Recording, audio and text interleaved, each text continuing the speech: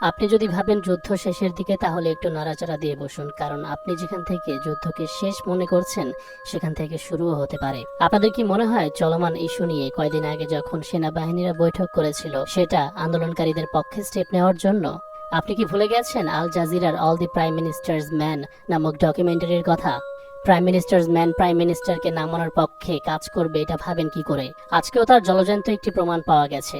দুপুরের দিকে যাত্রাবাড়ির দিকে সম্ভবত আন্দোলনকারীদের সাথে একটু তালে তাল মিলিয়েছিল সেনাবাহিনীরা। তাতেই অনেকে আনন্দে উতলা হয়ে পড়েছিল। বাট সচেতন নাগরিকেরা বারবার করে বলছিল এত সহজে তাদের উপর রিলাই করা, তাদেরকে ট্রাস্ট করা উচিত হবে না। আমিও নিজের ক্ষুদ্র জ্ঞান থেকে আমার ফেসবুক পেজে এ বিষয়ে পোস্ট করেছিলাম, ডু নট ট্রাস্ট দেম। কারণ হঠাৎ করে তাদের এই ভালো আচরণ আন্দোলনকারীদের প্রতি অবশ্যই সন্দেহজনক, সাসপিশিয়াস ছিল।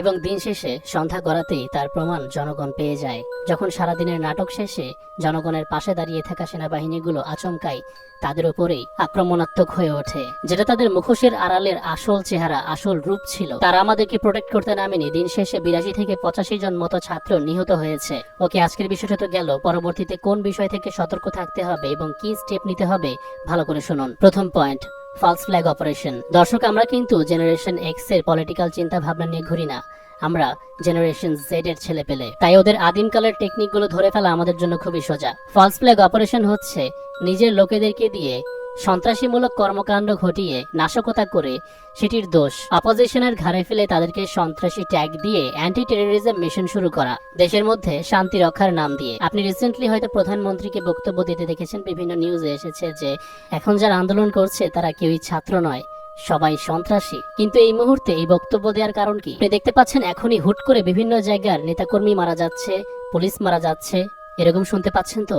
এখন বেশি বেশি দলীয় নেতারা এবং পুলিশরা মারা যাবে, অথবা তাদের মারা যাবার খবর টিভিতে, নিউজ মিডিয়াতে আসবে। কারণ আপনারা যে তার গদি থেকে পাছা ছাড়ানোর জন্য হ্যাচকা টান দিয়েছেন, এখান থেকে শেষ রক্ষা পাওয়ার জন্য শেষ একটা চাল সে চালছে, নিজেকে ভিকটিমের জায়গায় দাঁড় করিয়ে ভিকটিম রোল প্লে করে। আর এই বিষয়টিকে কেন্দ্র করে শান্তি রক্ষার নামে এবার নিপীড়ন চালাবে। কাদের উপর? আন্দোলনকারীদের উপর। আমি জানি আন্দোলনকারীরা এরকম সহিংস নয়, ওরা হিংস্র নয়, ওরা পুলিশদেরকে এভাবে ধরে মেরে ফেলেছে, পুলিশ স্টেশনে গিয়ে ভাঙচুর করে, এটা আমিও বিলিভ করি না। তাহলে কি পুলিশদের নিহত হওয়ার খবরগুলো মিথ্যা? মিথ্যা মৃত্যুর ঘটনা সাজিয়ে গুজব ছড়ানোর আবশ্যকতা নেই তো। ওরা নিজেদের একটি দল দিয়ে আরেকটি দলের লোকেদেরকে স্যাক্রিফাইস করতে 1 সেকেন্ডের জন্য ভাববে না, যদি সেটা গদির প্রশ্ন হয়। তো তারা নিজেরাই নিজেদেরকে হত্যা করবে অ্যালিগেশনস লাগানোর জন্য। আপনি রোমান সম্রাট নিরোর ইতিহাস পড়েননি? নিজের রাজ্যে নিজেই আগুন জ্বালিয়ে দিয়ে তা বসে বসে দেখছিল, এবং সেই দায় একটা নির্দিষ্ট দলের ওপরে দিয়ে তাদেরকে শুলে চড়িয়ে হত্যা করেছিল। এই অগ্নিকাণ্ড দিয়ে এই হত্যাগুলোকে জাস্টিফাই করেছিল। এখন আমাদেরকে থামানোর জন্য প্রয়োজনে নিজেদের লোকেদেরকেও জবাই করতে দ্বিধা করার কথা নয় তাদের। এটা হচ্ছে ফলস ফ্ল্যাগ অপারেশন। এই নোংরা খেলা থেকে নিজেকে সেভ করুন। Second point, the king maker.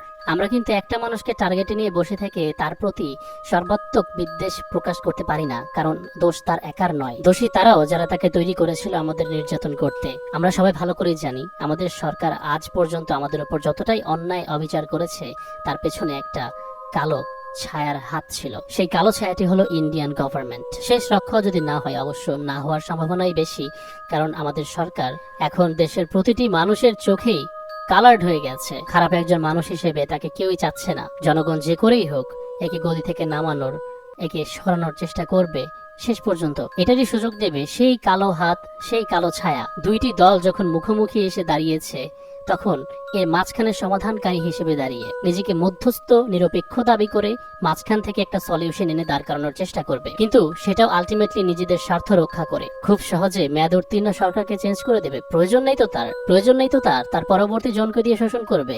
দিন শেষে বলবে হ্যাঁ তোমাদের এক দাবি তো পূরণ হয়ে গেছে, গভর্নর চেঞ্জ করতে চেয়েছো, চেঞ্জ করে দিয়েছি।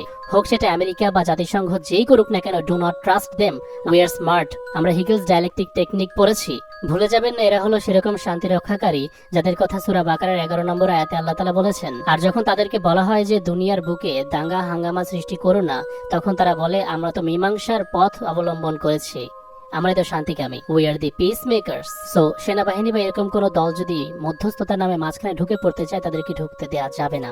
হোক সেটা 111 এর মতো যদি মাঝখানে সেনাবাহিনী ঢুকে পড়ে এবং তারা মধ্যস্থতার কথা বলে মিলিটারি কু ডেটাট করে দেন, একটা নির্বাচনের নাটক সাজিয়ে কাউকে দাঁড় করায়, সেটাও এভাবেও ঘটনাটা হতে পারে। Because remember, all the prime ministers man. তারা শুধুমাত্র প্রাইম মিনিস্টার্স ম্যান না, তারা একই সাথে agent of agent of Indian government. সেজন্যই আমরা জনগণের অভ্যুত্থান চাচ্ছি, সেনাবাহিনী অভ্যুত্থান নয়। We can't trust them at all. ওরা আজকে যে কাণ্ড ঘটিয়েছে তারপর তো অবশ্যই নয়। If you want to really save Bangladesh, বাংলাদেশের জন্য যারা রক্ত দিয়েছে, যারা প্রাণ দিয়েছে, ইনশাল্লাহ পরবর্তীতে তারাই এই দেশকে পরিচালনা করবে, তারাই সর্বোচ্চ অধিকার রাখে। ইনশাল্লাহ কালকেও মাদ্রাসার ছাত্র ভাইরা মাঠে নামবে, কিন্তু আমাদেরকে মনে রাখতে হবে আমরা যেন মাওলানা ভাসানী সাহেবের সাথে যেমন বেইমানি করা হয়েছিল তেমনটা না করি। আলেম সমাজকে আমরা সবসময় অন্যায়ের বিরুদ্ধে পেয়েছি এবং তারা থাকবে ইনশাল্লাহ। আরেকটি গুরুত্বপূর্ণ বিষয় যেটি আমি গত ভিডিওতেও বলেছিলাম, আমাদের আলেমরা কিন্তু এই আন্দোলনে এখন যোগ দিচ্ছেন। আজকে রফিকুল ইসলাম মাদানী সাহেবকে আমি নামতে দেখেছি, অনেক কষ্ট করেছেন জনগণের জন্য, জনগণের কল্যাণের জন্য। তাকে প্রোটেক্ট করুন এবং মাথাগুলোকে ধরে নিয়ে যেতে দিবেন না।